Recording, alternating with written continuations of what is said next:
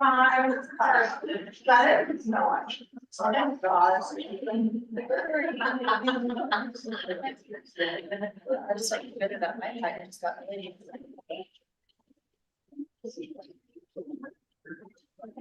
Hi there.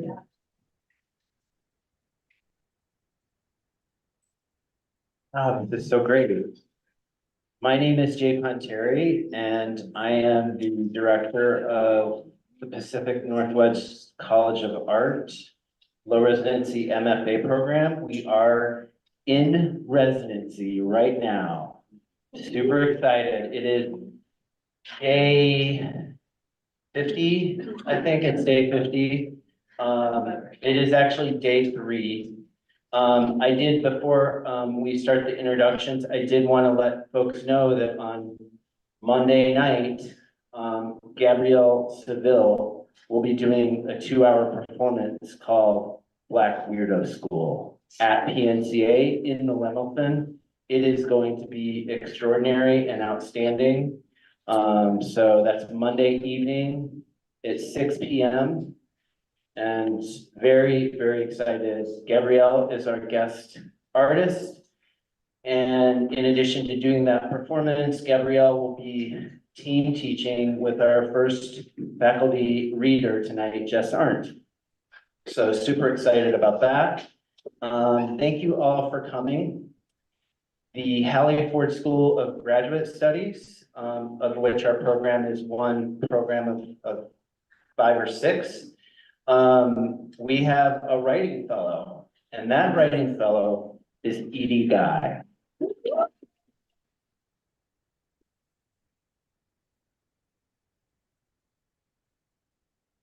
An immense honor to introduce these readers. Jess, you're first, right? Yeah. Okay, great. All right, Jess Arndt is a trans-genre writer seeking protuberant forms. Their debut story collection, Large Animals, was shortlisted for the California Book Prize, and the writing has recently surfaced in conjunctions, Granta, Larb, Fence, GOM, and in performance collaborations with The Knife. They are a co-founder of the Prose Experiment, New Herring Press, and when not teaching at University of Idaho, Moscow, live off-grid on an island in Washington State. Please welcome Jess. Thank you, Edie. Thank you, Jay. Thank you, everybody. So nice to be here with you. Can everyone hear? Okay. Okay, great. Let's see. What an honor to kick this off. And as I was saying, what a dream team to be reading with tonight. So very excited.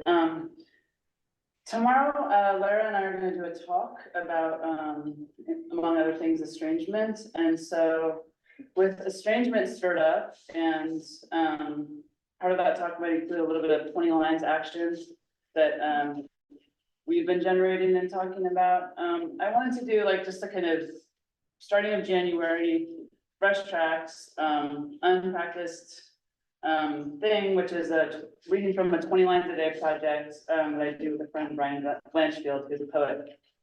And so we've been doing it for like the last year and a half. And I thought I would just read a little bit from January 2023 of this week last year, just to kind of temp check and like see where we are. So we'll see where we are. Thanks for bearing with me. You might not know where you are, and that's just like part of the estrangement of this. January for BB. January 6th, 2023. Zow. Totally dozy, but and thrilled to be back at it. Otherwise, cod fillet for dinner. The Princess and the Frog screening. Big South Wind. A just took the last of the chickens to slaughter, so the landfill's blown open. Then O sat us down, drew us a game. Guess the sketch. Leaning Tower of Pisa. According to O, they had to take out its bells, worried it would fall over entirely. Then he drew the train that goes through the channel. Then he drew cannily a menu. All of these shapes looked like they could be trunks or dialogue balloons. Giant bouts of anxiety persist. Between these segments, I keep darting back to the Reddit to check the affidavit and what people think about it. This PM, we drove the riding lawnmower down the dirt road into the darkness. I'm feeling like being out. Destination trampoline. Whenever the trees crowded in, oh, flipped the headlights. And these just are like 20 lines of like whatever you got going on inside you, like right at the moment that you couldn't hit the page. So, January 7th, 2023, we just write back and forth. But these are all mine. Rain is sneezing, I stink. I'm stressed, right? Add to that, when your body isn't totally for you, but always bending, cavorting, tending, blank other, tonsil gonging, or T-gonging for short. That was something maybe Brian said. The Olympics have snow on them. I just see a shoulder, mostly mist. Elle has me pull tarot. It's at my elbow. Everything in the cards is turned upside down. No duh. Elle wanted breakfast in bed at 7 a.m. I brought him a pickle sandwich and lukewarm peppermint tea on an enamel tray. Elle, still mad at me, kept handing me slimy pickle scraps out from under our shared blankets. Here. The lambs are 1 week old and alive. Filling is regurgitated but slightly gained. Me, not them. Burning this Amazonian incense we used to buy in Bedford from a guy on the street. Medicinal, tangy clouds of emotionally atmospheric, strange sap. The day we first met him, Elle put her hands inside the armor of my puffy jacket, even though we both had long-term others. The length of a crosswalk. It was just before Christmas, 2012. Maybe the scent is, and then this is borrowing Brian's language, gravel of bandage, garbage, a green plastic fish, and a pineapple candy. January 8th, 2023. Digging the pullback as prose moves, so excabatorially different than the big reveal. Like, what sentence is under my sentence? Has it been here, lumpy, hidden all along? Thinking of Amy Gogan's show, Mountain of Collapse. Gummy, gnarled, colorful sculptures, drawings of miles thick LA trash. They're all totally torso-y, making the rhyme of trash equals my body complete. Right away, which is an instant relief. A West Coast version of New York City Bergs. The Berg's so packed with bent-up strollers, tinsel, obscene things. You could undo them forever. Each rind containing more mass than the putrid snow glue should ever be able to hold. Body horror without the horror is how one reviewer called it. 3 classes starting this week and nothing to say to any of them. Everyone is so antsy. Oh, crawling on the table like The Exorcist, or at least how I imagine the movie, having been too scared to ever see it. We spent 2 galactic hours in a 3-foot by 3-foot rib and butt contorting fort until he bursts into the winter garden and starts mashing things. Did you see me careening over that row? Later, I yelled briefly but extremely, as if acting, and clapped my hands. O goes under the table. I'm weary but culpable. Why last night, Coors Light? I've been secreting away citrus, touching the surviving co-op Meyer lemons, grocery store limes for their oil. With the chickens axed, we have no one to feed our compost to, and it's piling up on the counter in pots. Just a few more. Jan 10th, 2023. Okay, I lied. Now bleary and in Moscow. Lines from the road, they disappeared at the 2-story Cougar sign painted on the mammoth metal hanger. Right before the land, already lunar, becomes the Palouse. I turn up the stereo so loud it's full lead. Another time driving past Washtukna, a dog lunged at our car and tried to bite the passenger side tire. Slightly bucolic, slightly rabid. It's a chariot year. Chariot is magician and outlier. Chariot is 7, ego out, you transform. People don't like it. My tarot friend in Arizona says, O is experimenting with building his ideals, learning faith about what makes him safe, what protects him. Be playful. When he gets stuck in a loop, we laugh. I start reading again. Note to self, don't read the People article about BK posted on Reddit. You don't want to know about his airplane fear, his self-soothing. Maybe you already know. Do you have to feel it? Why are the girls who work at a Starbucks in Ellensburg so nice? They call to you as you leave, you trip, no one sees, it doesn't matter, except you're in the hologram of the experience, too much Pisces, too much blur. Jan 11.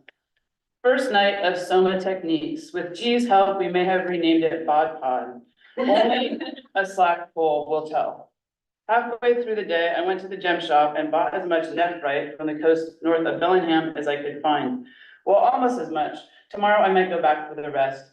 Evan, the owner, kept staring into my eyes. Last night I couldn't sleep. Now a rock at each window. Maybe these new sentinels will calm me. Nephrite's properties, root chakra, guardian stone, acting as an energetic protection against negative energies as well as intrusion by psychic entities. Snow on Moscow Mountain and Rhines everywhere else. Love your crazy hair and mudded lips. O has been drawing dragonflies with pink bodies and green wings, also tornadoes and a pirate ship full of rogues. He wrote, this pirate ship is going to loot the village. But L says he's heavy-hearted and sends me photos of his cracked heels. He went to bed with oatmeal that he calls porridge, like in the books. And then, almost there. January 13th. Dear confident pea in the snow, and I went back to the gem cellar and came home with more rocks. One is as big as a bowling ball and I have it by the door. Owner Evan was going to carve it into a turtle maybe. Then I spent some unknown hours completely drifting. I have to write something about water, and of course in my email about it, I said, yes, amazing. I've been writing about water and ice with extreme focus, which is to say consistently for months. This is a complete lie. It's so familiar, I can touch it, and I gave up on my ice long ago, though I won't admit it to anyone, especially not myself. Maybe I'll write a list of the ways I gave up on ice. Even tonight, the air was finally colder, but I want to go home this weekend badly enough not to wish for what I always wish for most fervidly, snow. This morning at the Bora Theater, LH, responding to A, said, sometimes when I'm here, I lie down on the ground and ask things of the trees. Every morning, O takes the phone and runs with me around the barn, and I see his face and hear his breath and see the giant tips of Douglas firs boinging around in the wind over the yellow mat of his hair. LH's Appalachian fairy tale ended with something she borrowed from her past grandmother's letters via an aunt who works at maybe the last hallmark in existence. The line is, I am a little bear, pray for me. It's 12:05 a.m. I'm listening to Odetta now. And then another at January 13th, but just at the other end of the day, and this will be my last one. Thank you for listening. The pine fronds are so long, too long to be masked, almost a filigree. Last week when I gave C a wolf cut, which is really just putting all the hair in a ponytail and chopping it, the ends were like this, a fan, a brush. I drive past the new Christchurch house on the corner of East City and Hayes. It's gigantic. They're going for craftsman adjacent. But I know the pillars are hollow and I see the inch thick faux brick. Later at Mingles, my first time, some famous Substack person wants to talk, a friend of a friend divulges new details that continue to be horrific, each worse than the last. My bladder hurts and I keep Google searching how to tell if you have, but getting nowhere. In the card of Floyd's, my students say Mingles is transphobic, banned, so-and-so for life, same standard, why would it be otherwise? Still, I'm confused by how upset I am that the outhouses at O's Island School are labeled M and W. But I didn't have that drink at Mingles, I say. If you had, my students said, knowingly, and mentioned my book. It's true that things take you sideways, that I hadn't meant to go to Floyd's or Mingles really, or even come to Idaho at all. Outside the Mad Greek, some grocery store carnations, the 4 candles are splattered and low. Should I take it as a small triumph that I'm now back in my office planted at my desk? My right hip hurts, and when I adjusted my mask, Mingles smelled like the corner code in John's Alley, which to me now smells sideways of life, dangerous, violent, unsustaining.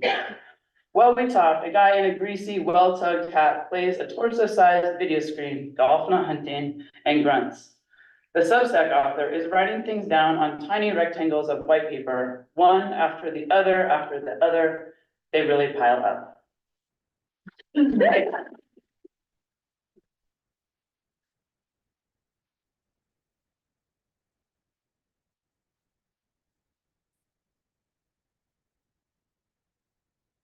While we set up for Emily here, I did want to thank May and give May a hand of Nationale. Thank you. Such a great place. It's a gallery. May shows and exhibits a lot of amazing artists, and May also sells books. And those books are for sale this evening. They're available.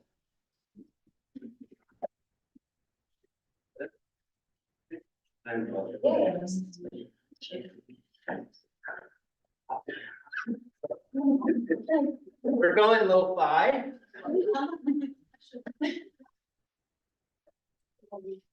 So Emily, we're just setting up our lo-fi projection for you.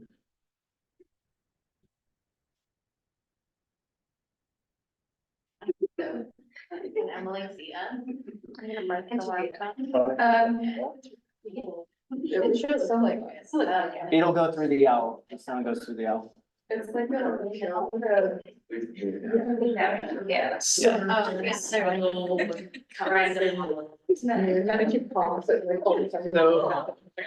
to let you know, Emily, people can see you and hear you. Okay, so,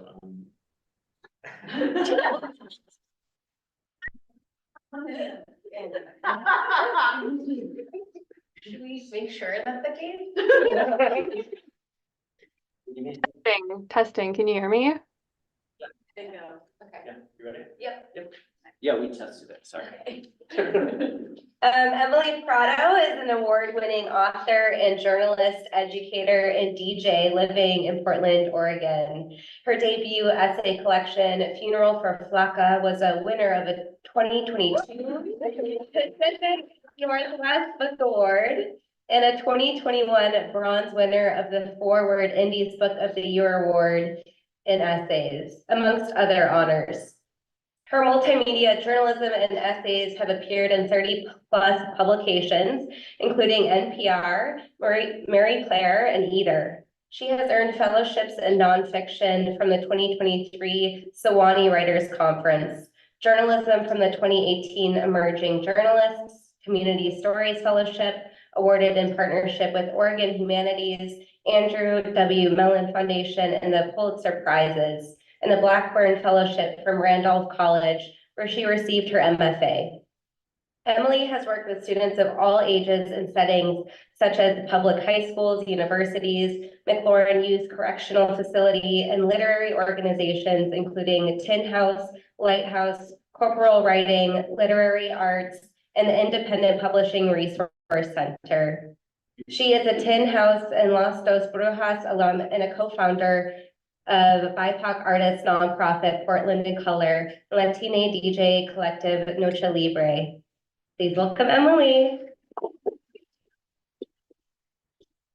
Hey everyone, I'm feeling major FOMO, but glad I can see you all through this nifty technology,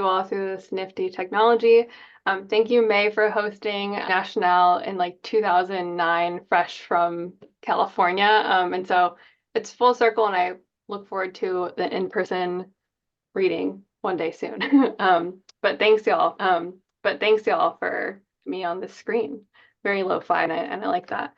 So I'm going to read one essay from my book, Funeral for Flaca. It's going to show some sort of work in process. I think Edie mentioned that as a phrase yesterday, or maybe it was someone else, but I really like that, so I'm borrowing it. Which will be very small probably for y'all, but you can hear me attempt to read it for the first time. Stay tuned. So all you need to know about my essay collection is that is coming of age. Each essay is titled after a song. It's also a mixtape. For those in Zoom, I'll drop the Spotify link if you want to listen to the playlist later. And this one is called La Llorona. In the middle of the gun, there is a tree with thick beige roots buried deep into the ground.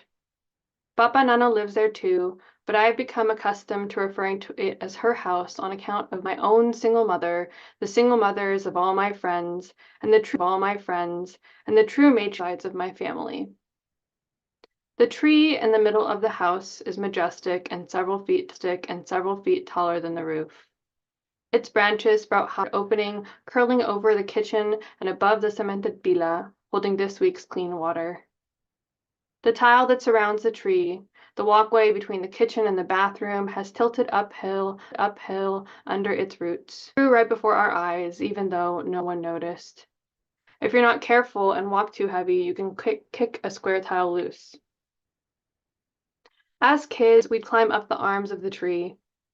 We'd run to the tree for safety, for protection from Mamacoyo's viciously nippy macaw. That's my dog. One time, my sister Daniela wasn't careful enough and tumbled down so many feet onto her back. She cried, but she did not die. Growing up, I was sure it was because God had been watching. The hole in the roof of Mama Goyo's house is not an accident. It's more like a broad sunroof made. Pop down the tree at the heart of this house. I could count the rings to tell you how old it is. But I can tell you instead that it was more than 2 embraces wide. It took another 20 years before I saw anything else like it. Another tree smack in the middle of a house. In the daytime, El Sol beams down and Papa Nano lays across the plastic weaves, warmed and swatting flies in his sleep. I've never seen Papa Nano's eyes because he hides them behind thick black sunglasses, having lost one, maybe a stick as a kid. But I am sure he is asleep when I see him lying there, at least some of the time. At night, the stars glimmer and the black shadows of fleeting birds and bats dash overhead. The tree at the heart of the house continues to grow and happily laps up the rainwater when it pours. Unlike me, the tree is not afraid, not of the water or the lightning or the thunder that shuts off our electricity and shakes the other two-toned houses around. When I was still little in every way, my tiny body would shake as I cried and covered my ears, holding my breath when the flashes brought light and I was taught to be less scared because Mama Coyo told me in Spanish that God had built an invisible barrier around this pueblo to protect it from being burned by lightning strikes. She'd tell me how this pueblo had not once did it get burned to a crisp or crack under a bolt of ice white relampago. This house is where my papi grew up, blue-eyed for the first 2 years of his life. This is where my papi continued to grow when his hair turned black and his skin turned brown, and he lost 2 of his 9 siblings, one from a gunshot and another from a scorpion sting in sauna. This is the house I spent my summers in, growing up and into my morena skin and learning the feeling of what it's like to blend in for the first time. In Mexico, I learned the nicknames of every kid on the block and wore my own name. My papi must have called me his flaca the first time he laid his eyes on me, a slipper long 6 pounds light. Skinny girl doesn't have the same ring to it like so many other girls that lose their poesy by way of translation, but his skinny girl I was.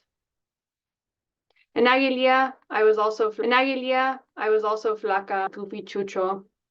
The rude-ass gold chain-wearing bully was called Gardingas. Across the way were Ticho y Toco, the olders turned lifetime friends, one of whom I witnessed pretending to be my aunt when my family helped her cross the border as I sat in the back row of our Suburban. And a few blocks further out lived Canelo, the cinnamon freckled moreno.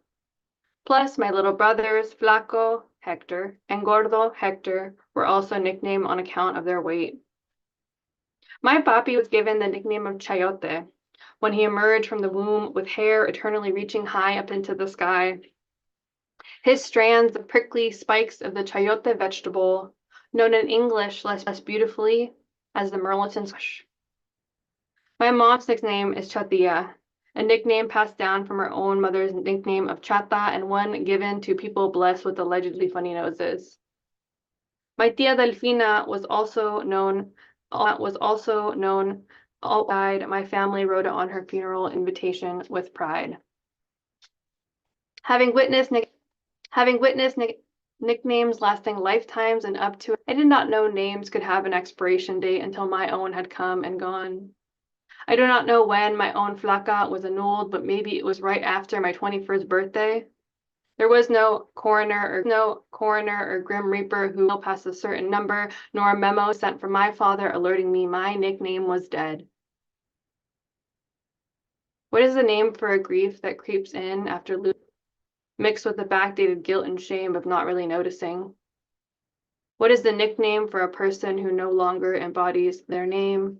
What happens to a person who has become unrecognizable to some? We call a tree that's been severed from its roots, a person who has been robbed of their identity. Men in my family have come up to tell me I am no longer flaca. Women in my family have told me this too. When I told my mom a mustache man, some distant relative, approached me at my Papa Nano's birthday party and said he remembered when I used to be spaghetti, my mommy laughed. Spaghetti! She repeated the punchline back several times. But when my mommy stops laughing, she tells anyone who will listen that she used to be spaghetti too. I am mad at the mustache, even more mad at the mustache man for the sake of my mommy and me. Maybe I should have realized my provisional nickname was a challenge, the two-edged sword yielding adoration and taunting, daring me to live up to my name. To govern the food that touches my lips when I can no longer eat without consequence. Flaca, a hissing reminder that I should hunch to make my smaller and that giving up on counting calories meant giving up on who I was born to be. Flaca is a name to be earned and not a name for the weak. Flaca is not even given to girls or women who are average or who teeter to the other side of BMI. Flaca is not to be given to girls who look like me. Sometimes I wonder what being seen as skinny again would give me, what I'd get in return if only weight didn't result in a belly as rolly, if only my hips didn't jut out, disrupting that Kim K hourglass illusion, the only figure thicker girls are allowed to have. Sometimes I wonder what ribbons I'd win, what clothes Cosmo magazine what it would take for my papi to rechristen me as his flaca. And then I remember there's never been a time I lived up to my nickname of, there was never a time I looked down at myself and thought, this body is so beautiful. I'm such a skinny girl. There was never a time I was at peace with my body when I was convinced all I needed was to be at war. Then accidentally starving myself became purposely starving myself. The years when my mommy called me an anorexic without knowing how to take it more seriously or help. The sophomore year of high school, doted by walking pneumonia, a sinus infection, and half a dozen colds in the span of 6 months. The many seasons of feeling perpetually cold, the day nearing high school graduation when I looked up the signs of suffering from an eating disorder and checked off my matching symptoms: thinning hair, brittle nails, easily bruised, low immune system, low self-esteem. The same day as my matching symptoms, when I told myself going through formal treatment cost and sure to mortify family cheeseman.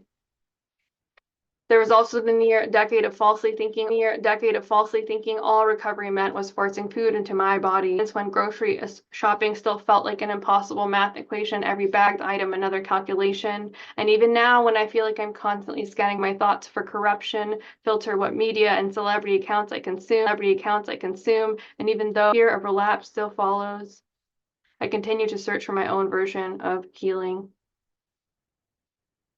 This house in Aguililla has witnessed and cycled my own family's births, growths, and deaths. I have not been back to this house in at least 12 years, but I have heard it, like me, looks different. My cousins tell me Mama Koyo has a new macaw, still as vicious as the last. Mama Koyo has retired from making cheese. The cows Papa Nano once herded back into the small rancho next to the house have been replaced by bark cars. And they've maybe closed up the opening in the roof, chopping down the once sprawling tree. I think this is what change looks like. All I can think of is what's gone. This house is a casket where I will lay Flaca first macaw to rest. At the funeral, I will dig a hole into the foundation and drop each letter of my old name one by one. I will stir the dirt with the remains of tree roots and say a prayer. At the funeral, there will be no procession or eulogy, no explanations necessary, and for once, I won't be wearing all black. Thank you. Sorry to bring down the energy a little bit. And to just close out, I want to share, like I mentioned, in process. I haven't read this before, so bear with me. And I know it's going to be small, but like I said, hopefully you'll be able to see some of it nonetheless. So this is from a memoir that I've been working on for very long now. And let's see here. There's a couple of versions that I've been playing with, and I'm just really experimenting with erasure and manipulating records and just seeing how I can interact with the archives of a hospital stay when I was hospitalized for a mental health crisis, thinking about how I insert my own archives within these that are my sort of source documents from that time as well in the moment. And so this kind of just started as an experiment of like, what does it look like if I black it out? I'm also thinking about the burning Haibun as a potential sort of next process. But I'm gonna read from, I think, favorite version, which is this white space erasure. And this is the first time I'm ever reading it, so I wish I was there to hear you all clap one after, but okay, so here we go. Conditions of patient visit. Medical consent.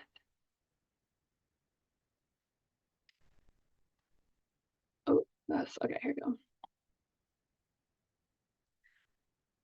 I consent to the provision of healthcare services at Legacy and request my healthcare providers to provide and consistent with my instructions.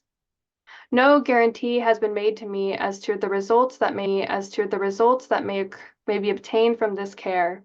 Acknowledge that the healthcare providers treating me may not acknowledge and understand me, including but not limited to any involved in my care. I understand healthcare providers have privileges at this hospital. If the healthcare I am requesting requires, I consent to all ordered. I understand and consent. And I consent. I understand at all times. I understand.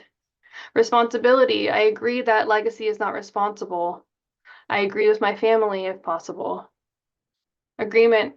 I agree to pay for terms and the ability. I consent. I understand that I'm responsible for my agency. Balance becomes my responsibility in full. Time is an attorney. I agree to pay.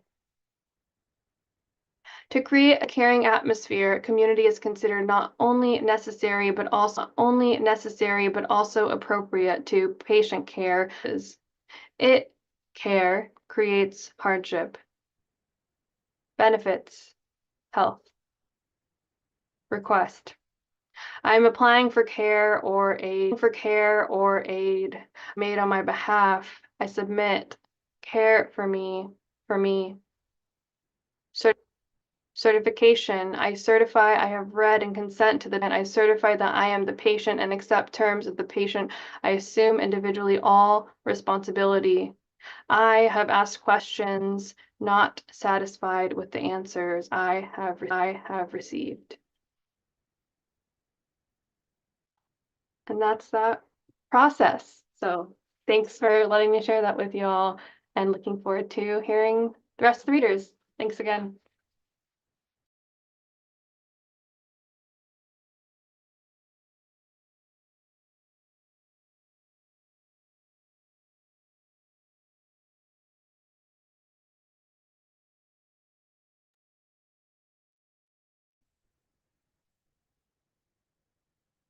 And next up, we have Megan Milks. Megan Milks is the author of Margaret and the Mystery of the Missing Body, a finalist for the Lambda Literary Award in Transgender Fiction, and Slug and Other Stories, a revised second edition of their award-winning collection, Kill Marguerite. Their personal history of early online music fandom, Tori Amos Bootleg We Bring, was published in 2021 as part of InStar Books' Remember the Internet series. With Marissa Crawford, they co-edited the anthology We Are the Babysitters Club, essays and artwork from grown-up readers. With KJ Serenkowski, they co-edited the academic volume Asexualities, Feminist and Queer Perspectives. Their essays and criticism have been published in the New York Times, For Columns, Book Forum, and many other venues. They live in Brooklyn and teach writing at the New School. Please welcome Megan Milk.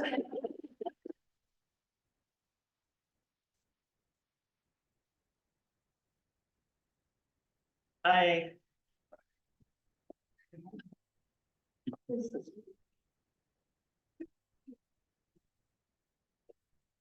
Oh, okay.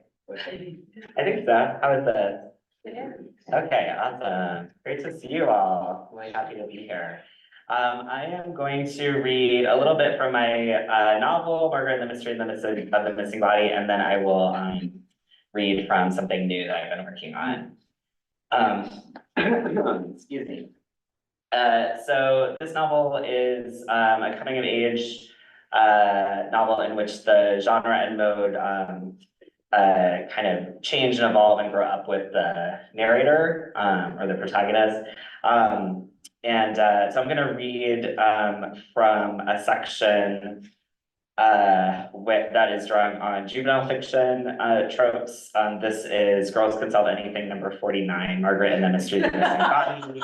And it's based on The Babysitters Club, a little bit of Nancy Drew, a little bit of Goosebumps. Okay, and I'm just gonna read, I think, like chapter 1-ish. Girls Can Solve Anything, number 49, Margaret and the Mystery of the Missing Body. Chapter 1. People are not who they seem. In my ongoing career as a girl detective, I have learned this again and again. Whether bumblingly or with shrewd calculation, people go about their lives with any number of secret selves knocking around inside them. Private layers vibrating deep within, in some cases just past the surface of the skin. Sometimes I imagine that with the right kind of binoculars, you could see just about anything, including the inner workings of your closest friends. It was 5:32 and Gretchen was late, again. She'd been late to our last 3 meetings. This was very unlike Gretchen, though I guess it was becoming like Gretchen, and it was extremely annoying. What was worse, she responded to my inquiries with insulting vagueness. I didn't know what was going on, but I was determined to get to the bottom of it. I always do. Along with Gretchen, the other members of Girls Can Solve Anything are Angie Stern, Gina Castle, and me, Margaret Worms. We founded GCSA, Detective Club for Girl Sleuths, the summer before 7th grade. And in a year and a half, we've solved almost 50 cases. We've rescued drugged children from the hands of their devious grandmother. See number 1, Margaret's bad idea. Confronted the vengeful spirits of Confederate soldiers. See number 8, Angie and the Ghosts of Hollywood Cemetery. A little bit of a local joke there for Richard. And ensured that confused dinosaurs did not return to Shady Bluff. See number 11, Gina and the Prehistoric Portal. In the process, we've teased one another and laughed a lot. Now we're in 8th grade and 13 years old. No longer girls, yet not really women. A challenging time. The clock flipped to 5:33. Now Gretchen was more late, and I alone seemed to care. Gina and Angie were preoccupied with exchanging intel pertaining to their crushes in the upcoming dance. I was frustrated. We had active cases. Mrs. Studemaker's stolen camera, Harry Sousa's missing and potentially dangerous python, not to mention the disappearance of Melanie Flowers. Our investigations in that case had dragged to an embarrassing halt. With so much club business to attend to, we had no time to waste on the like of Jake Miller, but waste it we were. He had sat next to Angie and Matt, and she felt sure this was evidence he liked her. He said, hey. Yeah, like this. She slumped down and gave me a crouton. Hey. Yeah, he likes you, said Gina. He never sits up front. She popped a banana chip into her mouth and crunched. Angie glowed. I didn't want to be a naysayer, but what kind of evidence was that? The whole thing was so tiresome. The dance, it was all anyone wanted to talk about. I guess the whole school had grown tired of Melanie Flowers, an 8th grader who had been missing since November. To be honest, so had we. We'd hit dead end after dead end. At this point, all we could do was speculate. Sorry I'm late, Gretchen flew in, her dirty blonde hair streaming behind her.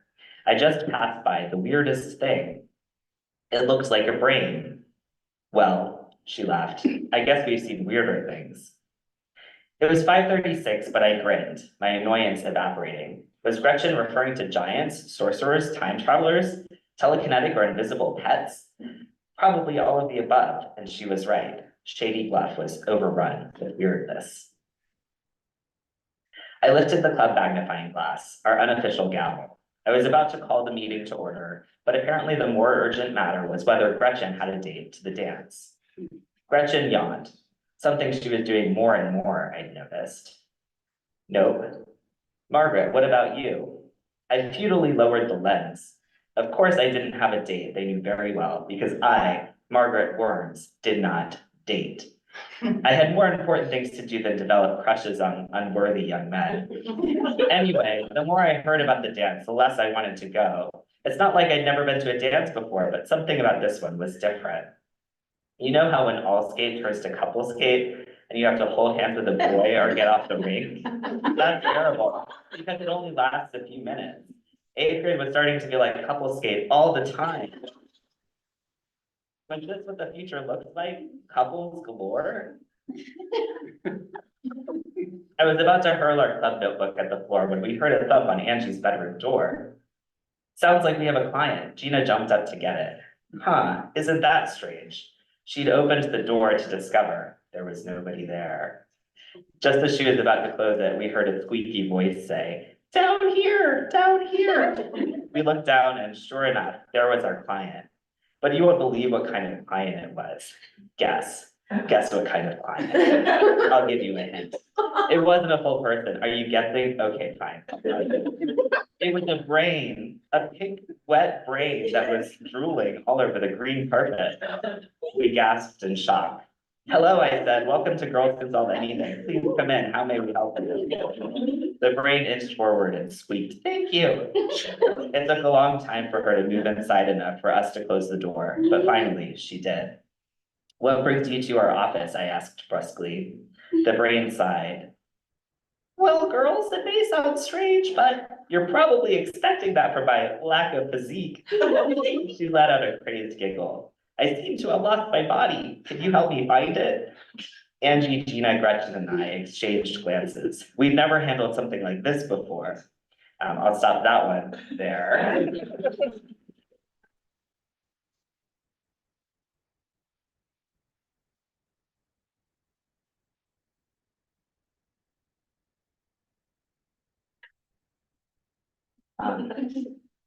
Okay, so this next piece, is an essay in progress. This is coming an essay in concept. I like that too. That is from a collection I'm working on called, well, it's a collection of essays about milk. I don't quite like the title right now, but the provisional title is Mega Milk, about my name and family and fluidity and whiteness and cows. But that might change. This is called Milking the Bull. When I see the container in which my bull semen order has been shipped, I want to laugh. I had no idea what to expect, and it's not this. A girthy blue cylindrical tank in the shape of R2-D2, the Cattle Visions logo blaring from the front. Among the stacks of Amazon boxes in the lobby of my building, it's comically incongruous and tall, rises up past my knee. The doorman asks no questions. I lug it by the metal bucket handle into the elevator, then down the hall to my apartment, where I heave it onto the kitchen table. King George has arrived. Proverbially, milking the bull means to undertake a futile endeavor. The idiom rests on the assumption that bulls cannot be milked. Whoever originated this proverb didn't anticipate an industry based on bull semen collection, a practice that involves the milking of bull penises with artificial vaginas, which could be called something else, but that's what they're typically known. Not so dissimilar from the milk pumps attached to cows' teats. A typical bull donor can produce anywhere from 10 to 60 billion sperm per week. From this haul, breeders create doses of about 20 million sperm apiece that are sold online to beef and dairy farmers, who use them to inseminate their cows. In the dairy world, the goal is to keep cows pregnant and lactating as constantly as possible in order to maximize the production of saleable milk. Some of my friends who searched through human sperm donor profiles online have told me that they had a strong feeling when they stumbled onto the one. I saw my bull donor's photo and just knew. PHF/DC King George 725 lives, grazes, and ejaculates into a rubber sleeve on a farm in southeastern Ohio.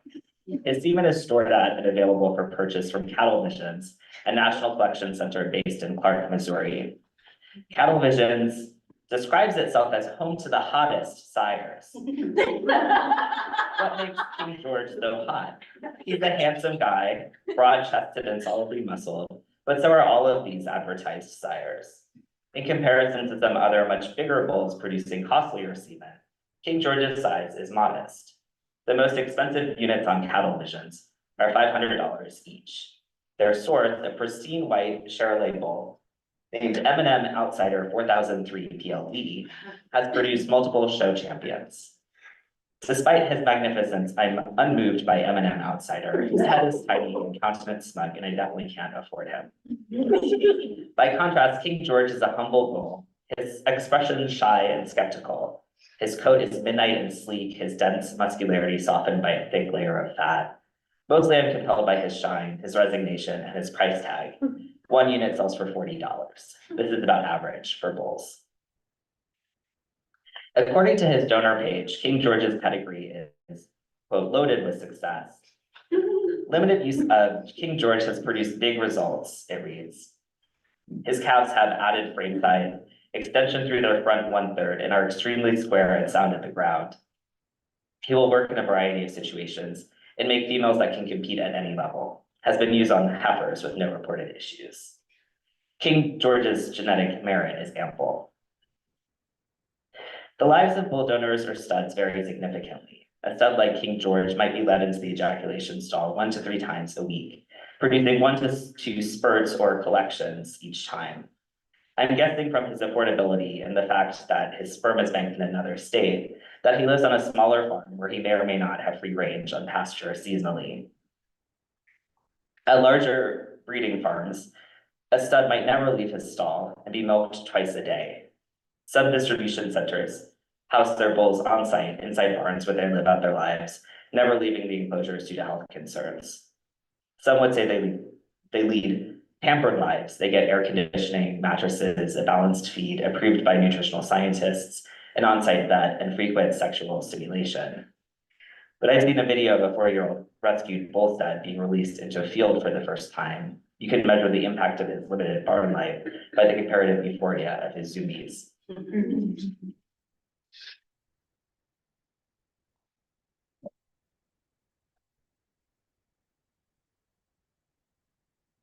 I stumbled onto King George a year ago. I was at a residency in Memphis, searching maps for dairy farms I might try to visit while there. I didn't find any, but I did find this genetic center and I browsed its stud profiles until I stopped on his. I shared the profile with my lover at the time, and we dreamed up an artificial insemination scene that we do as part of this book. V is a Taurus, so I would be the cow, or I could be the bull and they would be a teaser steer. V, who reaches for any opportunity for group sex, suggested we search for a third, another Taurus, one person for semen handling, the other to do sexy things to the cow. My add-on Lex would read something like this. Trans non-binary writer seeks second Taurus for co-topping scene involving bovine semen. You would not be handling the semen. Must be reliable scheduling and okay with the scene being written about in a published essay. You would be pseudonymized. While your being a Taurus would add something special, please be in touch if you are interested in participating in the scene and yet are not a Taurus. I wrote the ad and waited to post it until we had a sense of time frame. My Lex handle would be @bovine semen experiment, linked to a new Instagram account with the same handle and featuring King George's image as the profile pic and posting. But that summer, V and I were either in conflict or one of us was traveling. I thought we'd wait for Taurus season, but then we broke things off. The scene was never realized. I still want the material. I want King George's extracted matter. I want to feel how it feels to participate in this consumer chain. And I want to get closer to the bull and to the cow. I'll stop there. Thank you so much.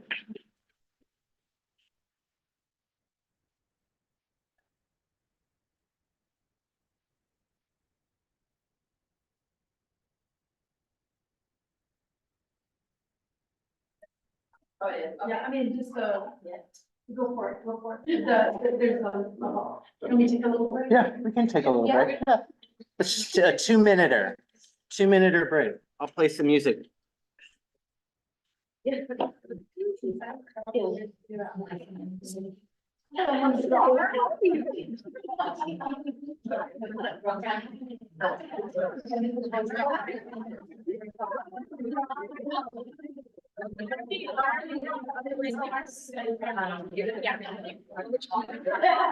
What's that?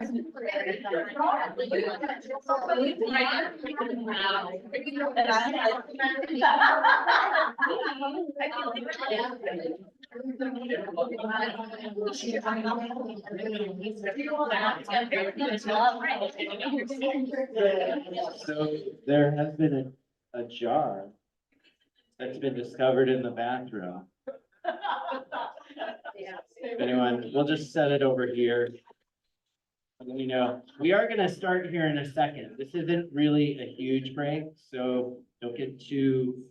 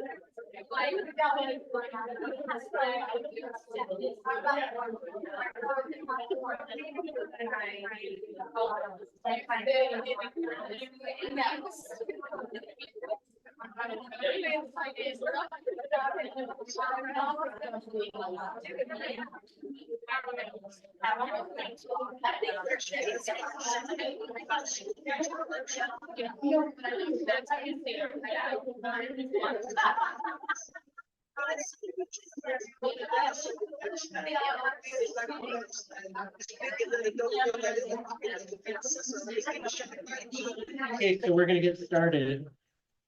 Sorry, it's such a short break. We're gonna just go right through it. Gonna do it. We're just gonna get it done.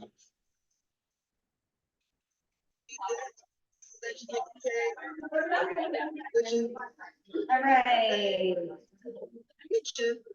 Last but not least, we have Lara Mimosa Montes, who's a writer, editor, and teaching artist whose practices span the fields of alternative publishing and experimental writing. She is the author of Thresholds and the I'm gonna butcher this, the Somnambulist. Yes. Her writing has appeared in Bomb, Future Poem, Fence, the Institute for Studies on Latin American Art, and elsewhere. In 2018, she was awarded a Canto Mundo Fellowship as well as a McKnight Fellowship in Poetry. She teaches an XE, Experimental Humanities and Social Engagement Master's Program at NYU, and divides her time between Minneapolis and New York. Her writing practice gravitates toward processes and phenomena that exhibit change or transformation as their defining features. Please welcome Lara.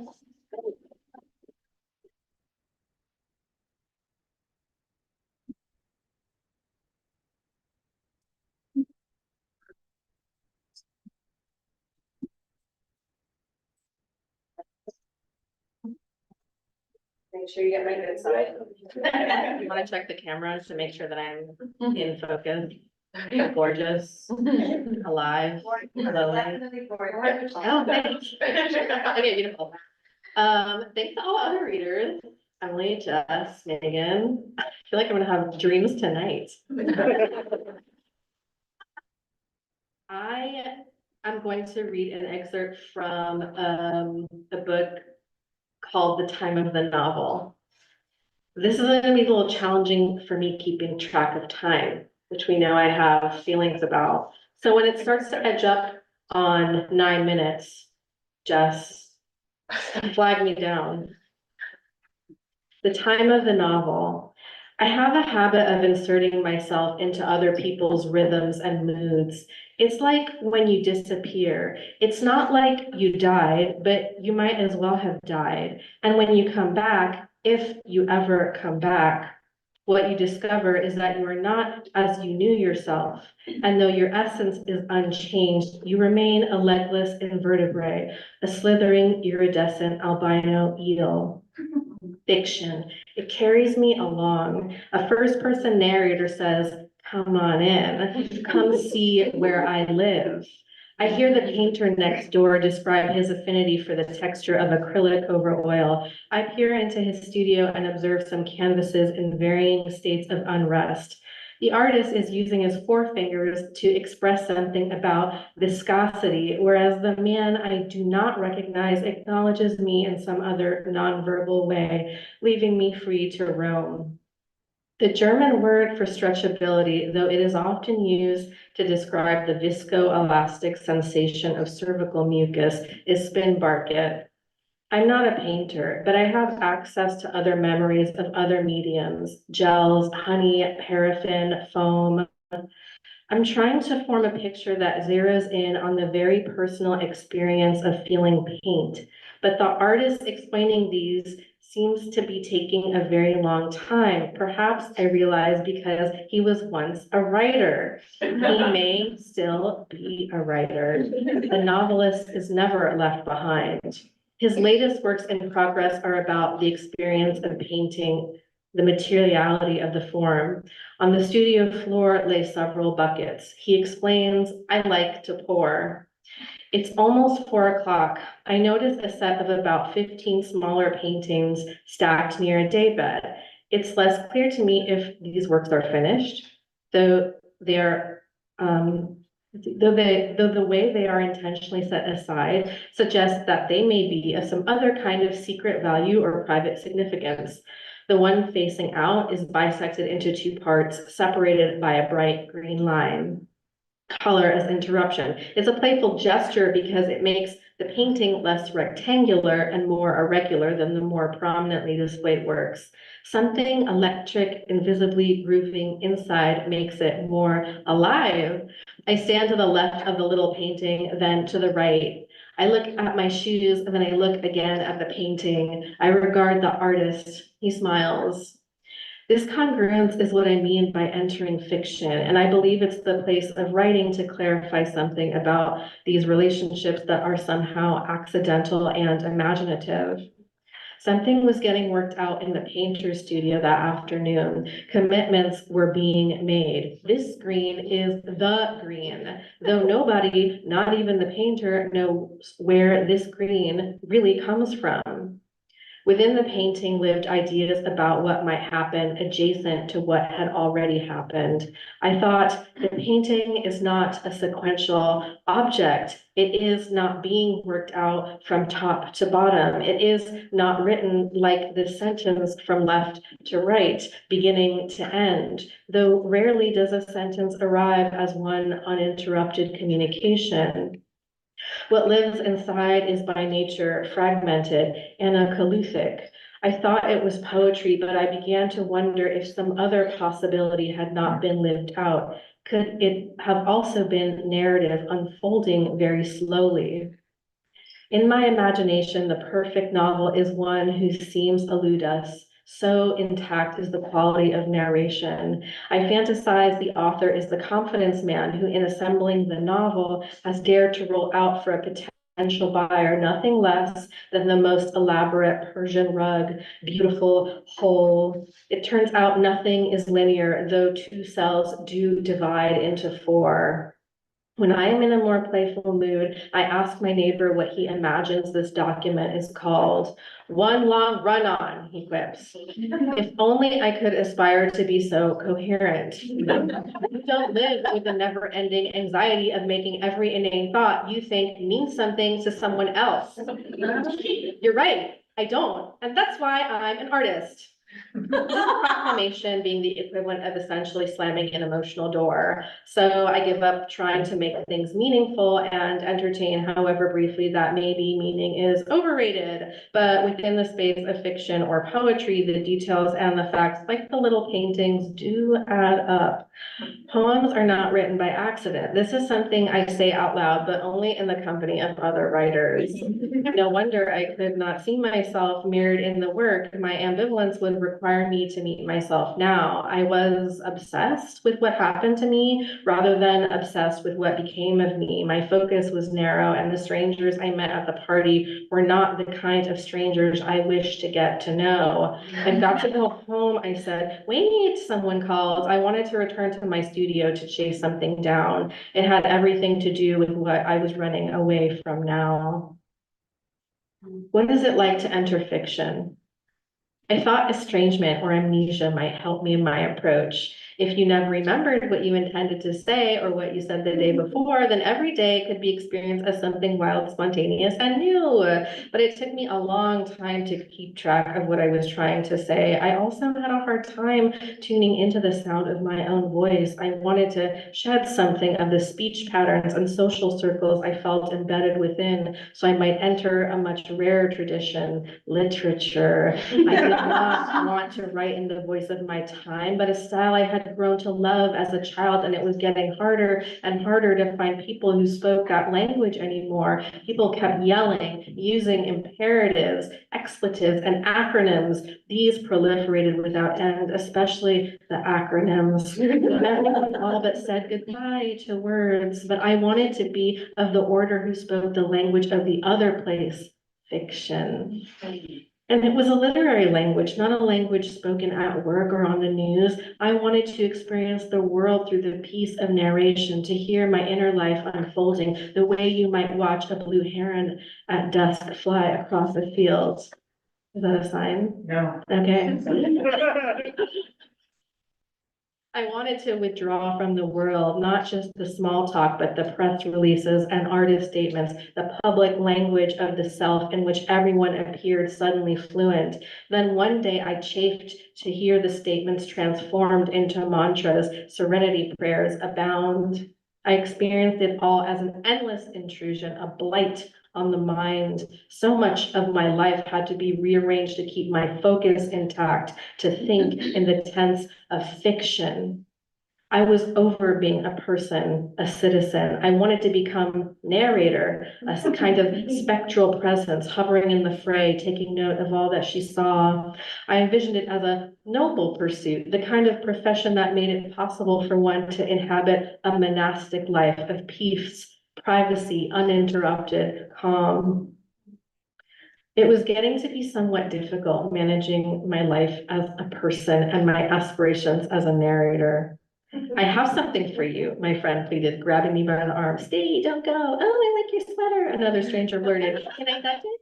I felt the edges of my person becoming pixelated and unfamiliar. I wanted narrative, event, happening, gestures from the real world to become disentangled from context of origin so that their strangeness might be doubled or rendered unremarkable. But I also wanted the words, their materiality to give shape, form to what was more or less chaotic. How to go about this project, fiction, was a spell I cast upon myself, a spell of unfeeling, a binding spell. I felt, but I did not register what I felt. It was like writing etched somewhere, but invisible to me. No matter what I tried to write, I was drawn to this fact of my life. It repeated itself in everything I touched and tried to be. The party, yes. I registered this as the room was one temperature and I another. I went as a courtesy to my friend. But upon arriving, all I could imagine myself doing was leaving. I knew it was time to go when I could no longer differentiate the voice of the one speaking from the ones that surrounded me.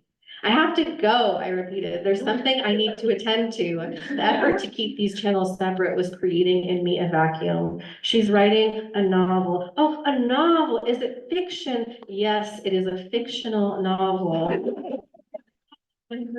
I had heard of this phenomenon before, that a person might seek to confirm whether a novel was indeed fiction. In America, most people believe that a novel was just another word for a book. It was therefore not redundant, but clarifying to return in kind, yes, a fictional novel. Though these words were never uttered without some sense of disbelief and thinly veiled contempt. Contempt for the land in which I lived and contempt for the self that was so easily provoked. There was something unsettling about this line of inquiry. In those empty moments when I would be cutting carrots, I would invariably lose myself in the rhythmic lull of chop, chop, chop, and hear myself thinking, what are novels becoming now? I felt dizzy. Look, there's a quaking aspen, and over there a mule. Oh, and a blue telephone. These things happen out of order, but this is how I experience narrative, as a series of misrecognitions, strange, irreproducible detours, an amalgam of time and feeling. Thank you.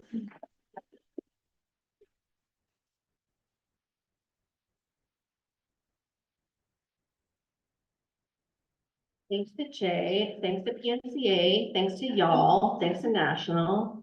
Buy some books. Bye.